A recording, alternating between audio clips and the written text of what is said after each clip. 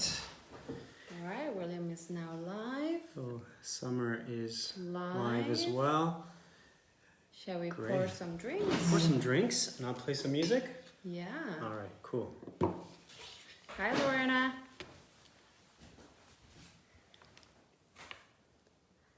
So we're going live very soon. I mean, we're live. We are going to wait for some people to join, a couple of minutes. And we're not playing music for a long time because you cannot, play music on IG and Facebook. So we're gonna give a little bit of music sample while we're mixing our drinks. Let's go. All right.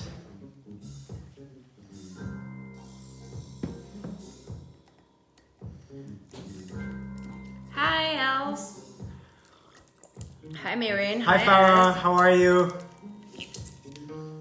So where you're watching from IG. It's my account, and then William is also on live. He's on Facebook. So we're just giving a couple of minutes to everyone to come around.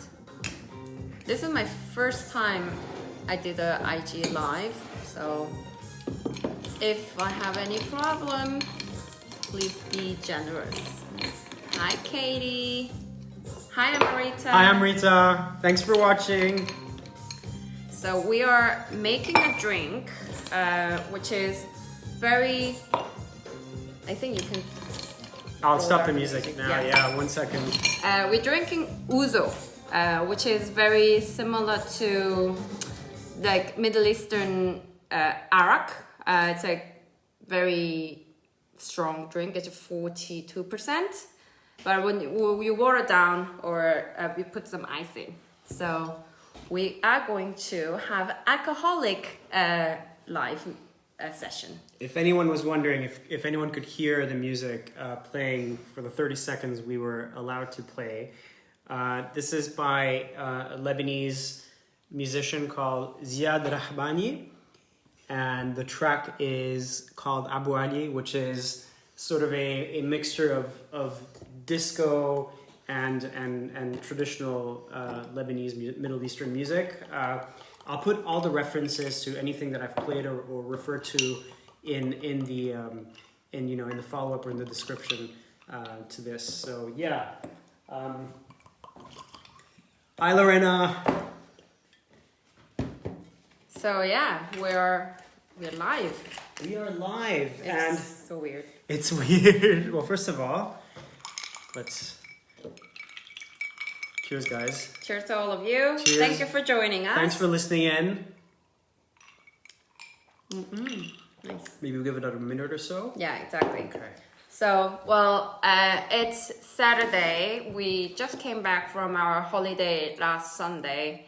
We were in Greece. Out of all things that are going on, we decided to travel. It was very stressful before we leave, but actually it went really well, apart from when we hear the news of, what happened in Beirut was not fun. Yeah. So we are going to talk about those as well. The moment we heard the news, we have a script. We have things we wanted to talk about. So we will try to make sure what we wanted to say is all covered during the whole live session.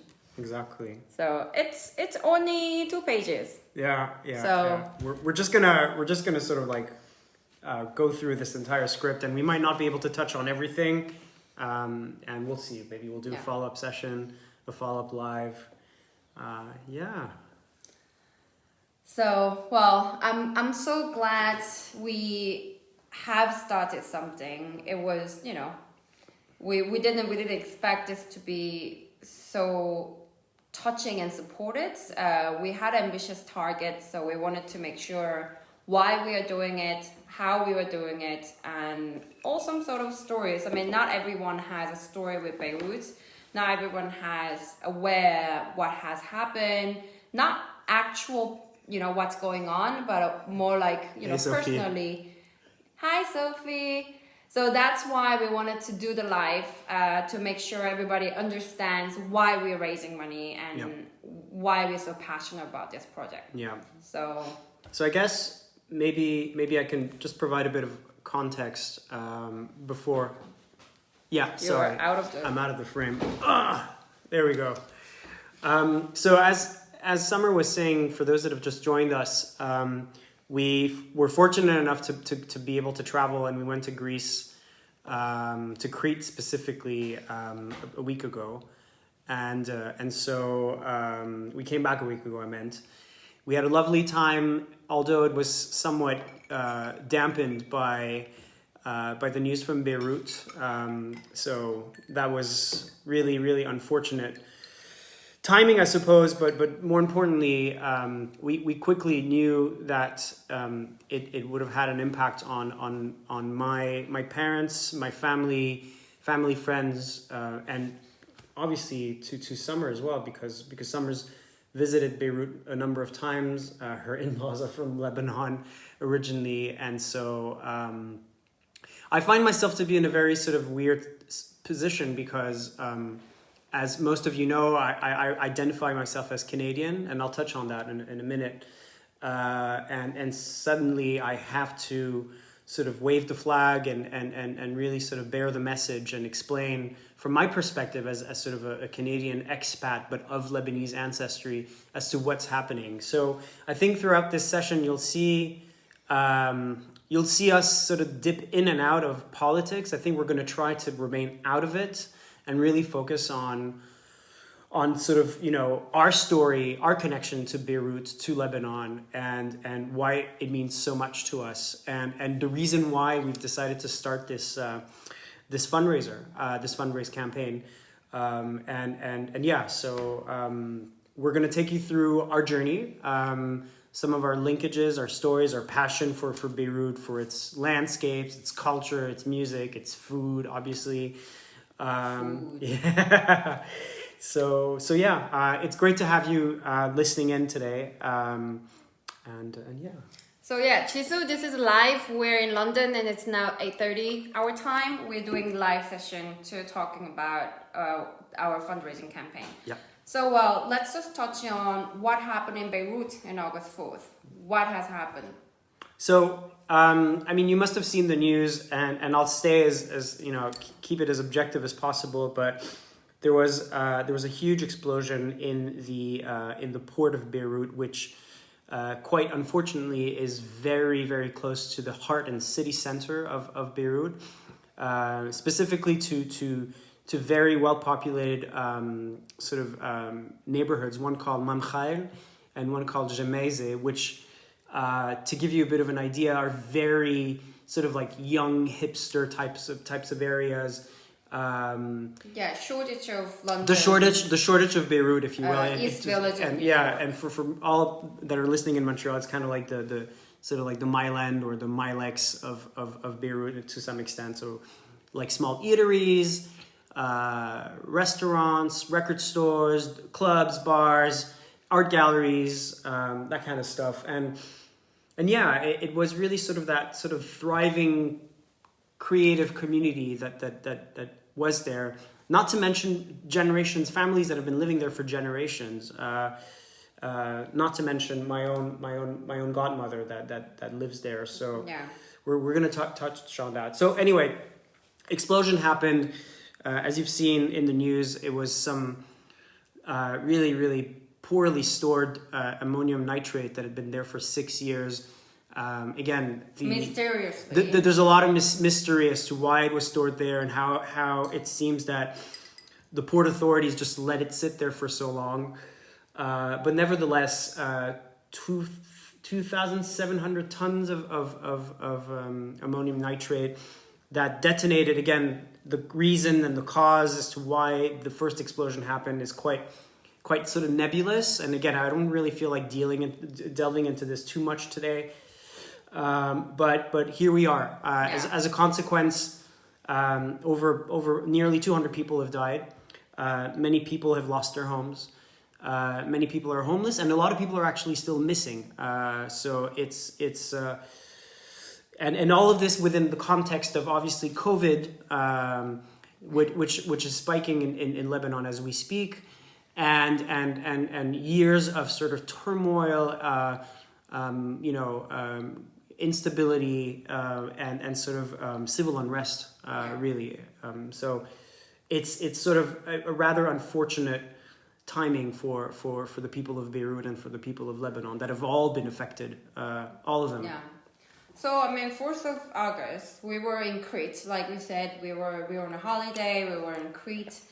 We were literally, it was a really breezy, nice summer day because we were in the exact same time zone as Beirut. So 6 o'clock, we were about to head out to get some apero. We were just going for a nice rooftop to get some drinks. And literally, I was not with William. William was somewhere else, and then I was finishing my work and then going out of the place we were staying, and we were coming out, and then I got a phone call from my mother-in-law, and then she made a phone call to the group, which was with him and me. So we were in a separate location. We joined the phone call, and then I realized there was something happened to Beirut. And selfishly, what I thought at the very beginning was, oh my God, it's great that my in-laws are not there. So Nadine and Salim, so William's parents, usually spend half a year in Beirut because they're Canadian snowbirds. In Montreal, winter is too brutal for over 70s, so they spend their winter time in Beirut, which is a milder weather, and it's where they actually come from. So they stay in and out of Beirut all the time. We actually get to see them when they're out of Beirut and then come to London for a couple of days and then going back to Montreal. So selfishly, I was very relieved that they're not there anymore. They wanted to come out for a long time, but they just happened to be just there and then exited the country 2 weeks before the explosion. So for us, it was very fortunate. That was my first reaction. Yeah. What was your reaction? So the first image that I saw, again, we were not together when this incident, when the explosion actually happened.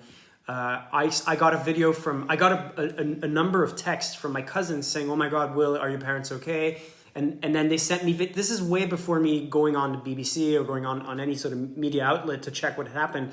And I get all of these sort of like videos that had been shared through mobile and social media. And I just couldn't believe what I was seeing. It was absolute sort of chaos and just complete disbelief. Of course, I mean, we have daily conversations with my parents, so we know what the situation is like, and we keep informed. And so to see this happen was like, how could this be? The situation is already horrendous. How could such a Hiroshima-like explosion occur on top of what's going on? And so I think it was complete shock and disbelief. And I was alone with our son. And it was just, we need to meet, we need to talk to my parents as quickly as possible. We need to understand what's going on. So what I mean, among all of the things that have happened, of course we have friends, we have family friends, but more specifically, my mom's cousin, my godmother, is still very much in Beirut, and a sort of a prominent art curator over there. And our first thoughts were, how is Sylvia doing? How is she? And she lives literally, I kid you not, maybe 10 minutes away, walking distance from the port. I mean, and her area was hit so hard. She has this beautiful, sort of typical traditional Lebanese architecture house in the heart of this neighborhood I just mentioned, Mam Khail. And it's in complete shambles. It's in ruins. So yeah, I mean that's another image I imagined in my head was, so her house is beautiful. The traditional Lebanese house has like 3 arches in the living room. So it's a high ceiling. There's 3 arches, and the arches usually have amazing stained glass, and then the designs are fantastic. So her house was so traditional. We loved it so much when we visited it a couple of times already, and now what it hits me is it's all glass. It's all glass. If there's an explosion and then that hits the whole area, all of these Lebanese homes will be shattered. Completely shattered. And what if she was just next to it? What if she was next to it and then the just glass just blasted in her face or her body? Luckily, she wasn't next to glass. But she was in the house. She was in the house. The yeah. first thing what happened was she heard a first explosion. Yeah. She was in her bedroom, which had a window out, like, you know, towards the outside. Yeah. She got up. She went somewhere else. I think it was, my guess is, she is a generation who lived through the Civil War. Yeah. It happened all the time. So she decided to like move to other room. So she left her laptop on her bed. She moved to other room, and the second explosion happened. So the main mushroom-like explosion. So she doesn't know where her laptop is. She doesn't know anything, but she actually is okay. Her house is all shattered, and she can't really move in back there anymore for now. But she's now somewhere else. She is outside Beirut. Thanks God, she's not injured. She's in the shocked. 70s. She's shocked. She's completely shocked. Yeah. The mental health support is needed in Beirut is probably tremendous. Huge. Yeah. We have heard family, friends, their daughter, who's 7 years old, was in the car during the explosion. She is traumatized and she can't go anywhere. Like it's sort of the things that we keep hearing. So. Well, it was really, really unfortunate, and you know how unfortunate. There's a lot of footage, videos, and if you're interested, you can look it up. Look it up. But we wanted to move a little bit, you know, the action we actually doing for it. So, what I think was happened, it was very selfishly. I'm relieved it's fine, but then it kind of hits us hard afterwards because even though our parents are not there, they probably feel it. They feel it harder. Their friends and families are all affected. So we decided to do a fundraising. Yeah. We put a very ambitious target, £5,000. You can donate it through all the Facebook tools. If you are happen to be in a country you cannot donate, we are actually going to put together some resources for you to consider. So stay tuned on that. That's the reason. Why did we decide Red Cross, William? Why did we decide Red Cross? I mean, it is. I mean, the Lebanese Red Cross has a direct connection to obviously all of the networks of Red Crosses around the world, and specifically the British Red Cross and Facebook work in tandem to help us sort of create this campaign, and then through that.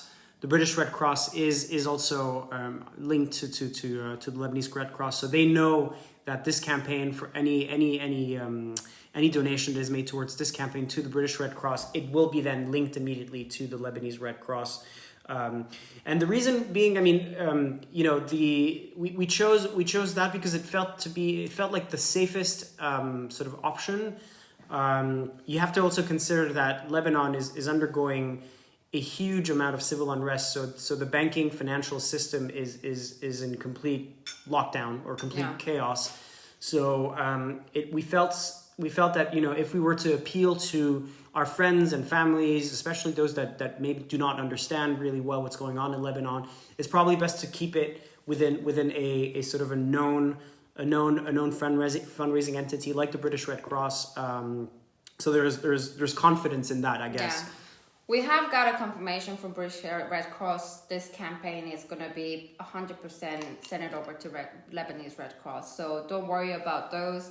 But we will definitely link to other charities we think you should consider if you are in a country where you cannot donate. Yeah. And the donate amount doesn't really matter. We want you to support us. We want you to not forget about that place. Because, you know, we have heard Black Lives Matter, and then like after 2-3 months, and people start to forget. Yeah. We don't want that to happen, so that's why we wanted to keep talking about it, and then make you aware something's still going on. I think that rebuilding the city will gonna cost billions of dollars. So we are gonna keep talking about it. So if you don't get sick of us, so my connection. Or my story, if you will, for those that don't know, I was born in Montreal in the 80s, but my parents are both Lebanese, and as you would expect, they had to leave Lebanon pretty much as a result of the Civil War. And so they found they found in Canada the perfect sort of new home country for them to raise a family and to pursue their career ambitions as well. So they have, obviously they left behind a country that was at war, but this godmother that I'm telling you about, she's among a lot of people actually. She's decided to stay in Lebanon and sort of endure the war because, you know, first of all, she's quite stubborn, and second of all, I think there's a lot of people. There's this sort of like thing that you know, the Lebanese resiliency people talk about quite a lot, and I think she's a perfect example of that, even till this day. But so my parents made this decision to live abroad, and so I have this connection to the Middle East, to Lebanon through them, and through family members that still live there, whether it's in Lebanon or in Egypt. I still have those connections, and so while I do identify as Canadian, as you know, a French Canadian, I mean, I still sort of, you know, cherish this link to Lebanon, and over the years, you know, as you know, the sort of the specter of war sort of faded in that part of the world. My parents decided to take me back, you know, to take me and go visit. I think my first visit was in 1993 or 1995. I must have been, I don't know, 13 or something like that. And so, yeah, I mean, it was a fantastic trip. And since, you know, I've gone back myself alone with my parents, I went with my cousins on a number of occasions and had a fantastic time so many times. And then most recently when you know, with Summer, and even more recently when with our son Luca, I think it was in 2019. Yeah. So in April. So the connection is there, and the interest sort of in the country, in sort of its future, its ambition, all of that is of dear interest to me. And so, as following my parents migrating to Canada, as they both approach sort of retirement age, and as Summer alluded to before, you know, Canadian winters can be quite harsh. So, and they are, you know, very sort of, you know, Mediterranean in their own sort of like, you know, nature. So it kind of made sense to return to Lebanon at the time. When they decided to do so, the country was really thriving. You know, there was a lot of you know, development, positive changes. It all sounded really, really good, and I think my parents had the right sort of reasoning to decide to go back. And I think, you know, over the past 3-4 years, it's when things started to really tumble, and really this explosion is sort of like the final nail to the coffin. And I think my selfish personal concern is what the hell my parents are going to do now. I think their plan, sort of the life plan, was more or less to spend a certain amount of time in Canada and a certain amount of time in Lebanon, and now, like, and as they're both, you know, retired, that sort of like scenario looks quite dubious and quite questionable. They just really don't know. I think it's interesting for me. Like, I known William from 2010, and then one day we were coming out from a club, and then I was just like, oh, so where is your parents? Where are your parents? We were not dating, we were friends. And then he said, oh yeah, they're currently in Beirut. I was like, Beirut? yeah. Didn't you say you're Canadian? Yeah. It's like, yeah, but my parents are from Lebanon. It's like, okay, so then who are you? It's just very general question for me, because I'm South Korean, I'm born and raised there, my parents are there. So like, for me, there was no notion of different countries, or my nationality might not gonna be set same as my parents, or my parents were not gonna stay in the same country they're born. Like, it was just sort of very interesting fact. And then I asked him, so what do you identify as? And then he's like, I'm Canadian. Lebanon is a country where my parents are from. Yeah. So I found it fascinating from identity standpoint. But I think that the other reason why we're so passionate is, especially as a parent, we have a son who's going to be identified as global citizen. Yeah. He's South Korean, he's a Canadian, he's a British, he's also Lebanese, he's somehow Armenian, he's somehow other country. Like there's so much of those together. So we wanted to make sure we are trying to help, and he will be proud to be part of Lebanese. You know, it's very selfish in that way. Yeah. So I think that was really, really good. My first trip to Lebanon was interesting. Because a lot of friends and families were worried because obviously in that country there's a lot of, you know, people think differently about different race, and they probably a lot of people thinking that they're not going to accept you as who you are. They might going to see your color before anything else. And so I decided to take all my nice clothes, very, very like, you know, fancy looking, which I don't have any fancy clothing anyway. Yes. So it is Arak. we're drinking Arak, so, yes. you know, thank you for pointing that out. Hi, Ziza. So, well, it was interesting, but at my own personal experience as a South Korean going to Lebanon was nothing different. It's the same as other European country. I arrived there and I got into the house, I got around, and it was really, really, really interesting city. The first thing was, I think if you're following me on IG, I have this picture of a building. I put it on the fundraising page as well. On the fundraising page as well, yeah. Building which was empty. Yeah. But it's a lot of blood points within that building. Like, why they live it there? Like, it's through whole the civil war, and then what had happened in the area. People just wanted to remember. I think that was fascinating to me because my culture will be get rid of it and then put a fancy building in. So I think those are very, very interesting part of Beirut, and then you definitely have to go when things are a bit, you know, calmer. Yeah. So it's amazing place. So the reason why we wanted to talk about some cultural aspects of Beirut and in Lebanon was because we were very fascinated about it and we're passionate. Absolutely. Yeah. I want to just dip back into sort of like the past. As I was growing up in Canada, I think if there's one sort of like memory that stuck with me and sort of kind of defined who I am and my relationship to Lebanon is this sort of like incessant need to like rush back home and you know, turn on the TV and watch the news because something had happened.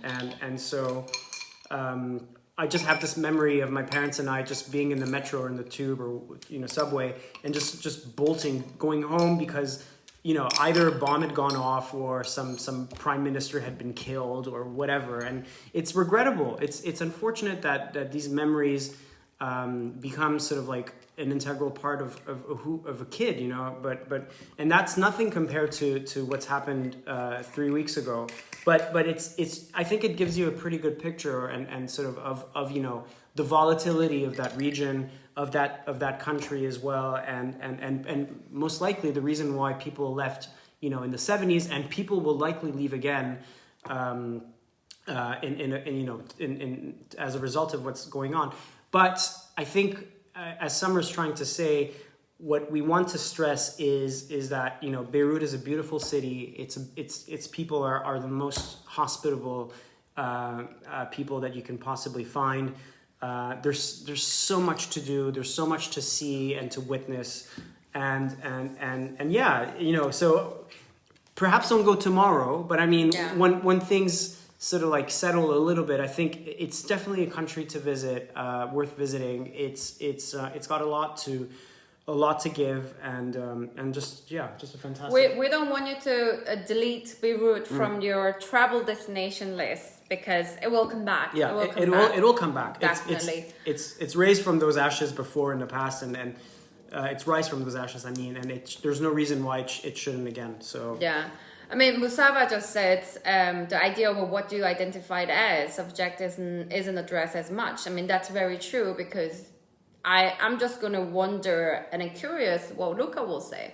I mean, he's born in London, but it doesn't look like, you know, any neighbors of ours. Yeah. So I will be very curious what is going to be identified as. Like, I think William had a solid ground of, okay, my both parents are from Beirut and I'm born in Canada. So I'm Canadian. Luca has a bit more complicated history. Like, I brought like the Asian gene into the Middle Eastern / European gene. I would argue that that's the simple part. Could be. Yeah, I think my sort of lineage is a bit more complicated. Yeah, Maytel, I will take you to Beirut. So yeah. Let's talk about the DJ gig. Should we talk about like the DJ gig and like a couple of the stories in So I think because we were in that like, you know, setting the stage. What was the DJ gig was like. Go on. So William did a DJ gig 2 years ago.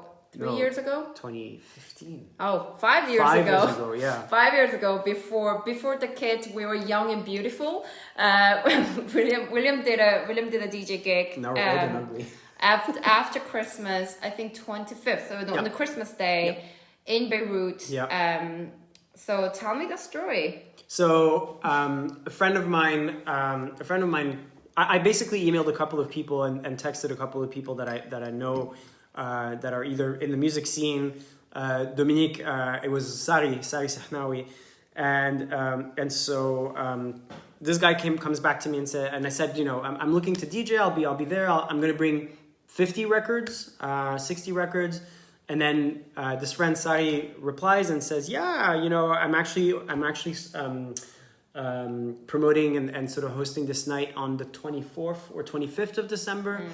And which is obviously, I think it was Christmas Day, like the night of Christmas Day, and then so he's like, it's gonna be great. I mean, there's gonna be just like a bunch of like you know head nodders and like really people that are into their music, a lot of expats or like Lebanese that have family that are visiting over Christmas. So yeah, it'd be great to have you over. And so like fantastic. Where's the club based? What's the area? So the club is unfortunately the club is based in Jemaise, which is one of the neighborhoods that's been directly impacted by what happened.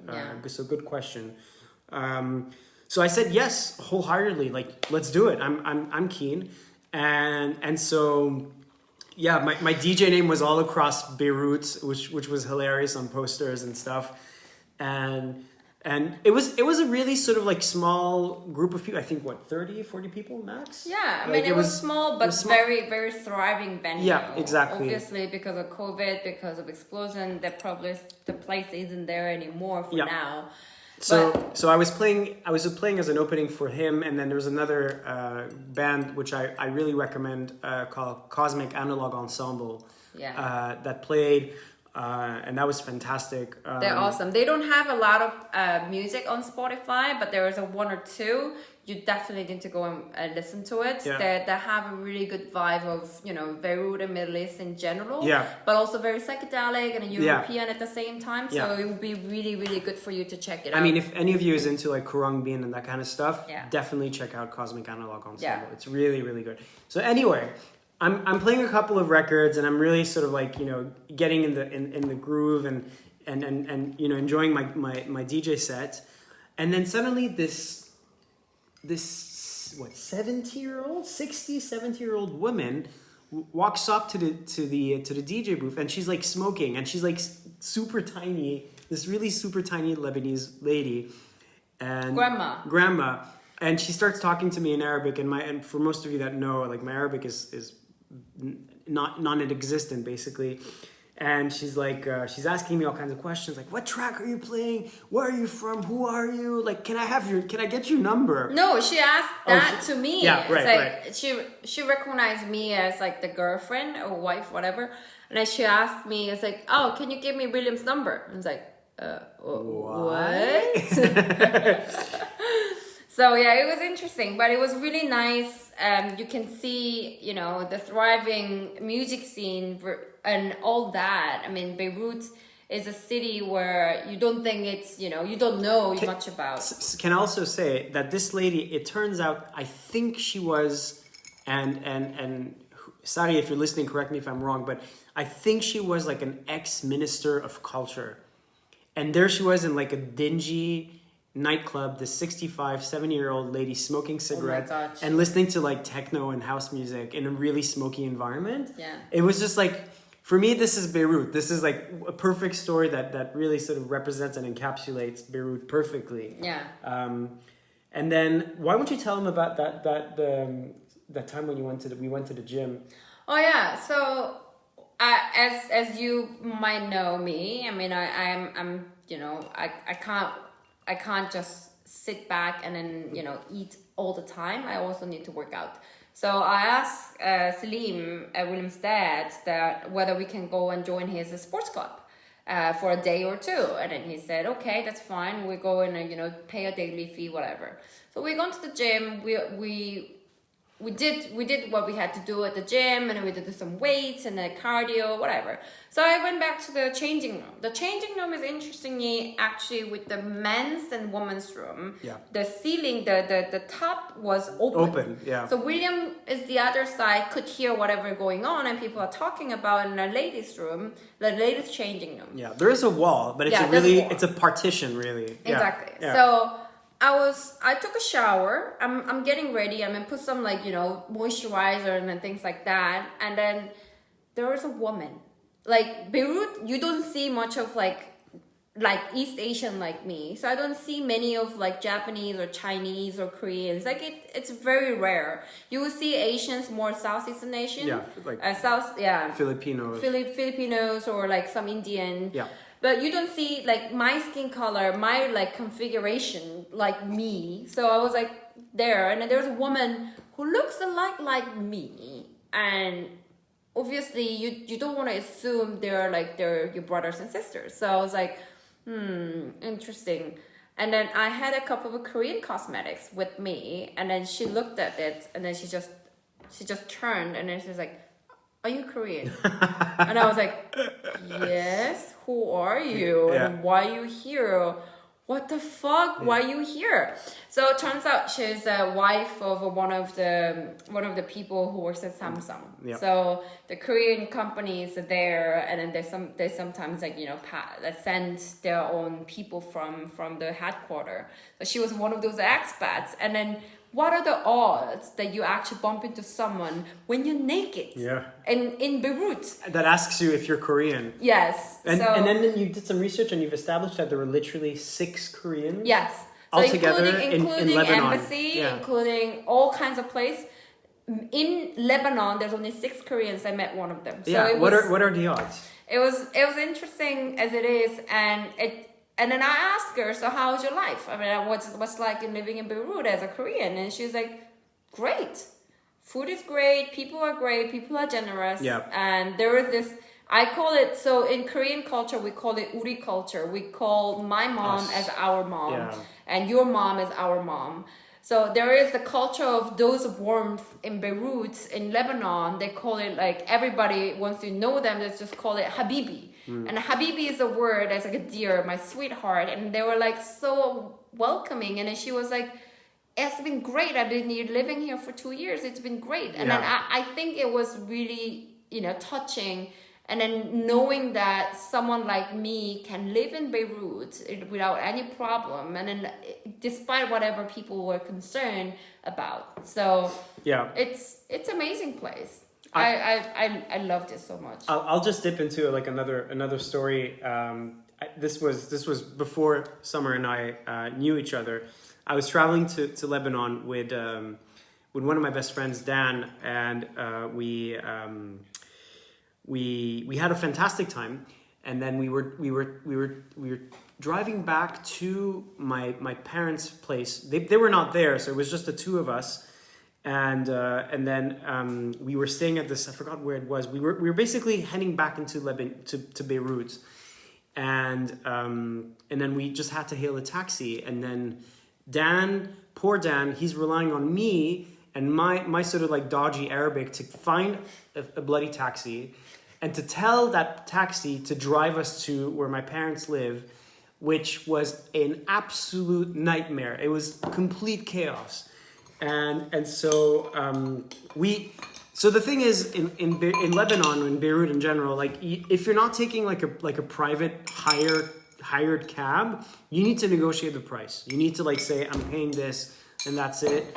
And so I negotiated the price, and then I said where we were going in terrible broken Arabic. And then, of course, what had to happen happened. He didn't drive us to the area, it's called Ashrafieh, to that neighborhood where my folks have their place. He took all kinds of detours. I don't think he was actually trying to screw us over in his defense. I think it was just a case of like, I couldn't express myself at all. And he was getting impatient. And then finally he raised his voice. He started yelling at us in Arabic. We're like somewhere, I don't even know where we were. I think we were like maybe 3 kilometers away from where my parents live. And eventually we got there, of course. And then my friend, Dan, he was getting impatient and he was freaking out. So he started yelling at him, really yelling at him in English. And this poor taxi driver had no idea what the hell was going on. And so he's like, yeah, man, come on, we've negotiated this price and you're now telling us you want to overprice us. And I'm like, oh my God. And like, just completely lost in translation, all of us.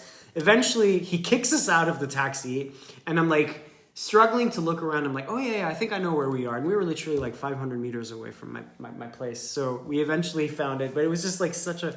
So what you were just saying is, I've been talking about how great Beirut, let's go to Beirut together. Yeah, that's like not probably... delete it. And then there's like, well, taxis are horrible. You're not going to get there. People are going to yell at you. So that's what you're saying. We were... That's a part of package. No, it's part of the package. I mean, in so many countries, like you'll have like these really funny stories with taxis, right? Yeah. So, but in this case in particular, I think it was the perfect storm for us to kind of like end up like in a really dire situation. But it was fine. It was okay.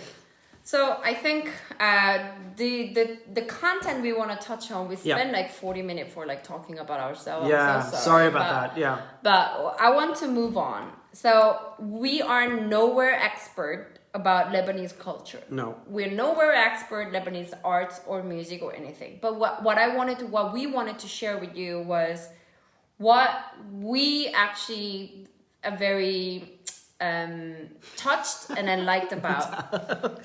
Not selling it, but I'll still go. Yes, Maytal just said it's not. She was going to say not selling Beirut, but she will go. She'll still go. Sorry about that taxi story, but it happens. Well, the first one is, I think we were talking about some arts. We don't know arts much, but what we wanted to say is the picture I posted on Facebook and Instagram is a source of museum, which is very, very close to where William's godmother lives, where William's dad and mom lived. So this amazing museum has a lot of different collections, but the building is like top notch. It was amazing. And I even have a picture from this different stained glass, and obviously the glasses are gone. Yeah.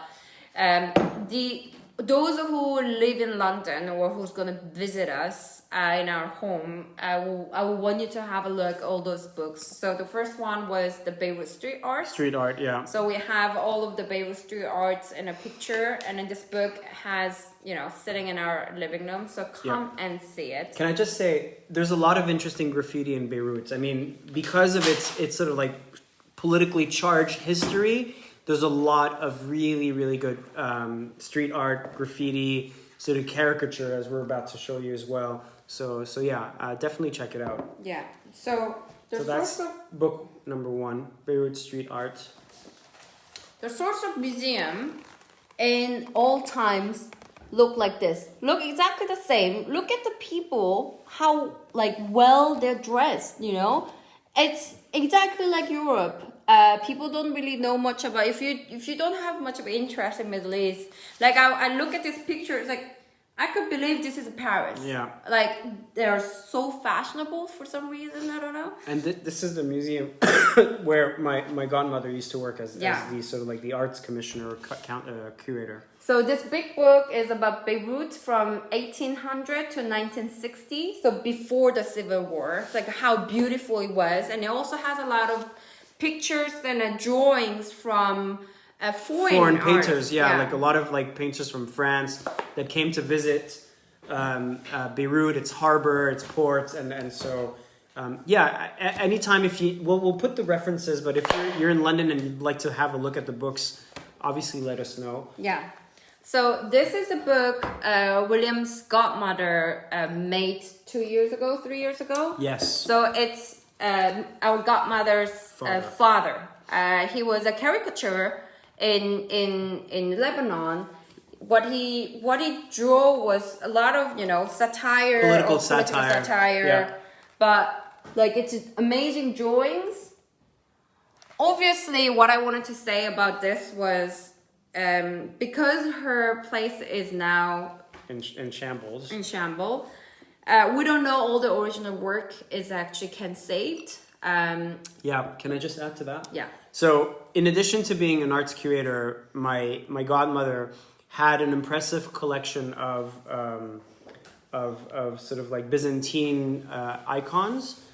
So she specialized in sort of like Greek Orthodox iconography, and in addition to that, she had also sort of Russian art as well. So again, I know this is very material stuff, but it just goes to show that a lot of this stuff might be completely lost, and it's like a lifetime of work that's probably gone forever. So yeah. I'm sorry, I don't want to darken the mood or anything, but yeah. So this is also amazing book. It's Yeah. a new vision. It's Arab contemporary art in the 21st century. There's a lot of different type of arts in these books, and it's actually really interesting to see a lot of different people's take on their history, political movements, and also very like natural, like it's a human, like it's any other arts. But it has a lot of religion, political influence in the Arab arts, and then we have this book in our house. So come and see it. We can lend it to you. You can take it home and all that. Yep. Do you have another art book? Or should I move on to books? Sure. Let's move on to Okay, books. cool. So we will actually put all the description Yeah. later, so you can actually have a look by yourself if you would like to. It's really funny because I wasn't planning on reading this book during our holidays when the explosion happened, but I actually was reading this book by a fairly known Lebanese author called Amin Maalouf, and the book is titled Le Naufrage des Civilisations, which translates in English in The Sinking of Civilization. And I think, if I'm not mistaken, this book is in English as well. Amin Maalouf is a member of the French Academy, so he's a well-read, well-regarded French Lebanese author. Who actually moved to France because of civil war. Oh yeah, that too. Yeah, Again. and and it's really interesting. He's roughly my parents' age, same generation as them, and yeah, he also wrote this book, which is one of my favorite books, to be honest, which is called Les Croisades vues par les Arabes, which translates in The Crusades from the Arabs' perspective, which is a terrific book, and I think there's it's a really interesting book. I'll just leave it at that. I think the context is most of a history book is wrote from the victory, where who won. Yeah. So this is basically giving a different perspective of the war. The other one is this. I'm sure you must have seen it. Yes. The Prophet by Khalil Gibran. He's a philosopher, a Lebanese philosopher. So really, really good book. This was given by, I think, by Manar. Yeah, I think Manar bought me a gift. We have two versions of this book. Yeah. I know, Carmen. They're such a good writer. I think there's like a lot of things in French. The Lebanese books are in French. Yeah. But there's it's famous enough having an English translated book. Here's a Lebanese author. Novelist, Diane Mazloum. I don't know whether this is translated. I'm really sorry, but all of these books are in French. But yeah, really sort of prominent Lebanese novelist. Yeah. And I'd like to finish with actually a book that is written by an American, Thomas Friedman. If anybody has any interest in sort of like the Middle East in general, I would recommend this book, which is called From Beirut to Jerusalem. Thomas Friedman was, I'm not sure whether he still is, he was the Middle Eastern editor for the New York Times, I think. And this book is... I don't know what that means. This book, sorry about that. This book is a terrific sort of like presentation, I guess, of the Middle Eastern conflict, or sort of like the Arab-Israeli conflict from and also from the Lebanese war, sort of like explaining why it happened, how it happened, and it's a very journalistic sort of viewpoint. Yeah, Metal, you haven't read it, you can take it home. Yeah, it's huge. It's a big book, but it's excellent. It's really, really good. Yeah. I think that's it with the books. Yeah, so I mean, the point for us is that we wanted to make you still be interested in the Middle East, and especially in Lebanon and Beirut, so that you have a curiosity to go. Yeah. So that's the theme. Well, let's move on to the couple of films we have watched. Yes. And the film made me like in tears. Like how do you pronounce it? Cafarnaum. Cafarnaum. Yeah, Cafarnaum by Nadine Labaki. Cafarnaum is a really, really powerful movie.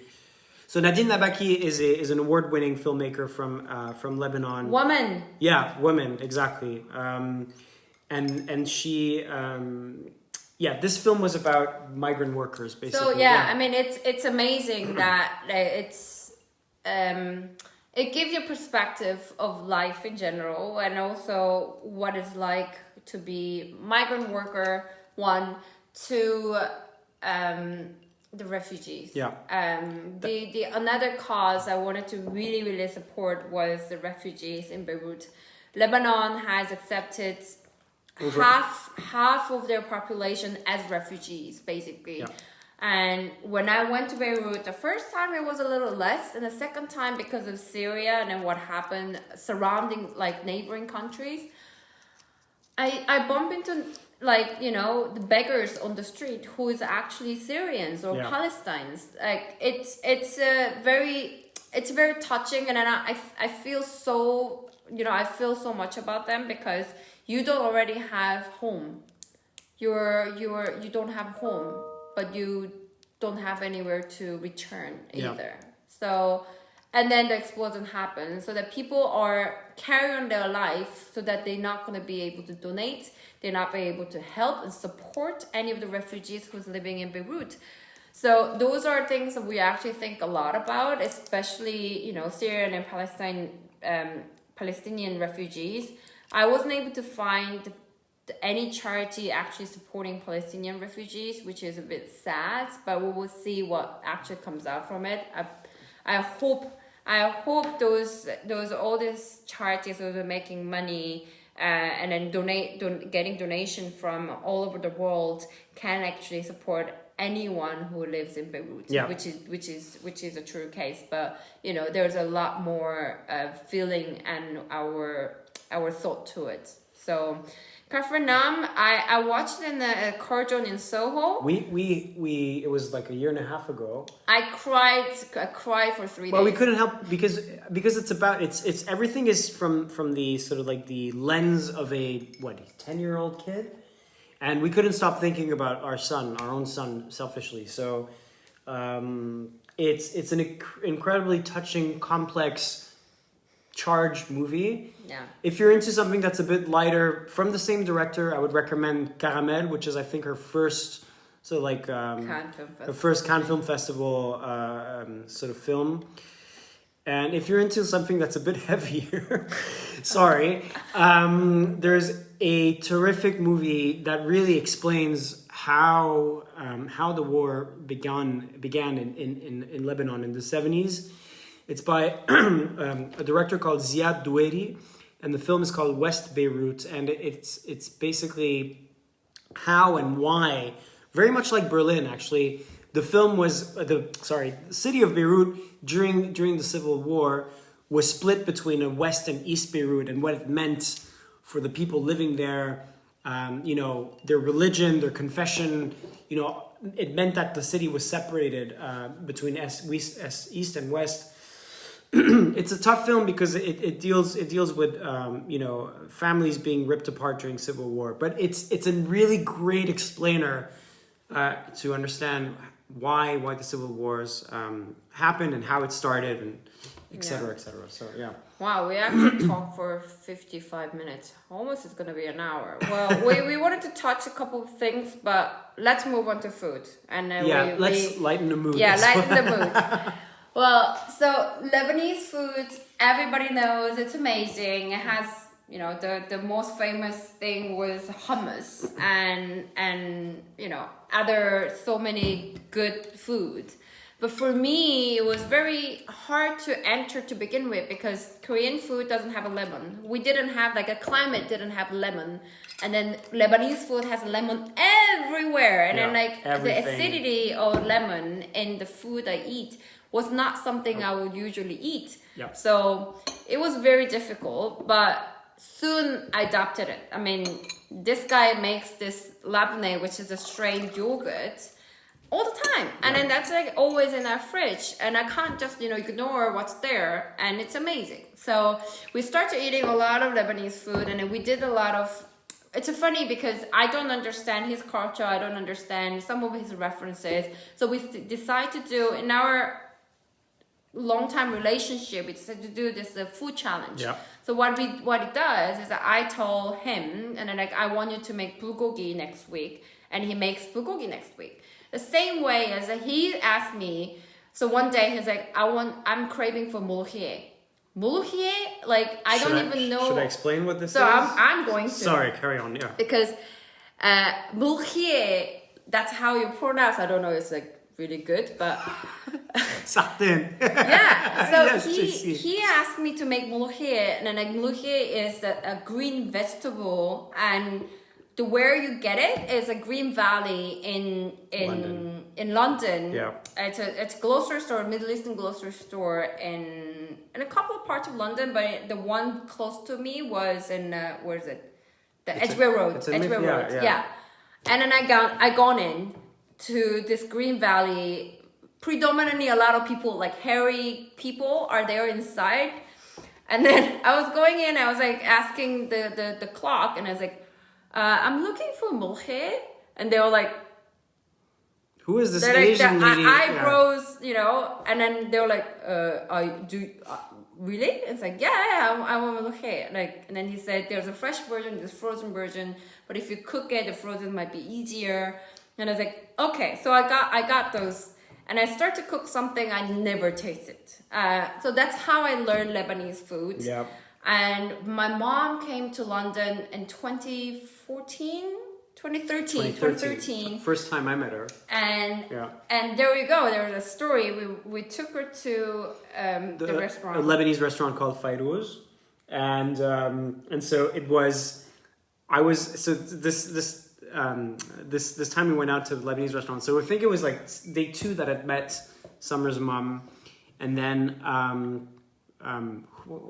Uni, right? Yeah. Yeah. So we had a friend basically that was there, and I was surrounded by women, Korean, and I was the only sort of token Lebanese guy, and then again, just a case of me being a Lebanese of Lebanese ancestry, not really mastering Arabic at all, and we were all there sitting, and I'm supposed to order confidently in Arabic. And then this friend of ours, who's Korean, she stands up and she starts talking in Arabic very, very, very comfortably and very confidently, and starts, and then we had no idea that she basically in a previous life had learned classical Arabic at university. So it was just such a funny story, and I was completely put to shame by this friend that spoke perfect. Yeah. But I think we had so much content for an hour live we would like to do, so we might actually tune in the next one. I think my IG telling me that there was a 30-second left for the IG live. It's a 1 hour the duration. So there is two things I wanted to say. The three things. One, the donations. Doesn't matter the amount. We would like you to help us to get there for £5,000. So £5,000 means a lot for a lot of people who lost their homes. And my IG will be down. So if you gone. If so, for those that are on the Facebook Live, first of all, thank you so much for tuning in. And as Summer was saying, we have this fundraiser campaign on Facebook for Beirut. So it'd be great if you could sort of take the time to read through it, and if you have the chance to make a small donation, that would be really that would be fantastic, terrific, and we'd really appreciate it. So, and the second thing we wanted to say is, don't forget that Beirut will sort of rise from the ashes again, and then don't completely sort of write it off, and do consider it as a place to visit in the near future. I'm confident that the Lebanese people and Beirut will thrive, and you will get to visit this place one day and sample the food that we're talking to you about, and the culture and the music and all that. And if you have any questions, just let us know, and we'll be happy to help. And perhaps we're going to do a follow-up session to talk about other things. We have like a really long script, and we barely sort of like scraped the surface. So the last one I wanted to say is, don't forget this happened to a very nice people who did nothing about what happened to the country. Think about you one day you lost home because of some stupid idiots left this explosive in your port forever.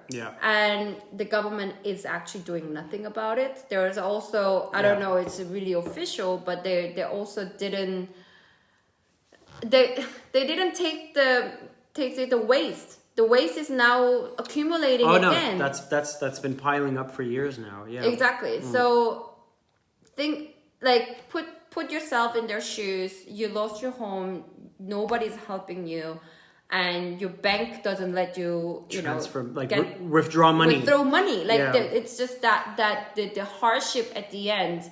And one of the interview I heard from Guardian was, there was a glass maker. So the guy, he's selling glasses. I mean, Lebanon is a small country. They can't really make their own glass there. They always get the glass from outside of Lebanon. The problem now is that people are ordering all these glasses to make their house rebuilt. And if they can ever afford, and then they're only accepting American dollars. So they know the Lebanese pounds are not worth anything. So they're only accepting American dollar, and there's people who cannot withdraw money from your own bank, from your own savings. Number two is the glass is running low. And when the winter comes, people will just gonna have to live in a house where there's no glass and there's no window, there's no doors. And those glasses are usually coming from the port, which doesn't exist anymore. Wow. So it's going to take years for them to build. We wanted to make sure that keep thinking about it. It doesn't really matter you do something about it or not, but the thought actually means a lot. And then you can talk to people about it who's trying to help or who's trying to think. So that's it. That's it. Yeah. We'll post a couple of videos for you to watch how beautiful Beirut is. Check out the donation page. Check out the fundraiser page. We'll put some content up there, and if you can, make a donation. As Summer just said, it'll take years, but Beirut will thrive, and any donation you can make will help. We'll definitely make a difference. So yeah, thank you so much for tuning in. I know. Thank you so much, guys. I mean, I know everybody has a lot of things to do these days and Saturday, It's Saturday, we know. Yeah. So, guys, thank you so much. And I will share our chat on IGTV. So if you wanted to share in your network or your friends and families or who are trying to help but doesn't know where to and how to, we'll able to help you to, you know, where will be the best place to do. Yeah. So thank you very much. thank you, and hope to see you soon. Bye, everyone.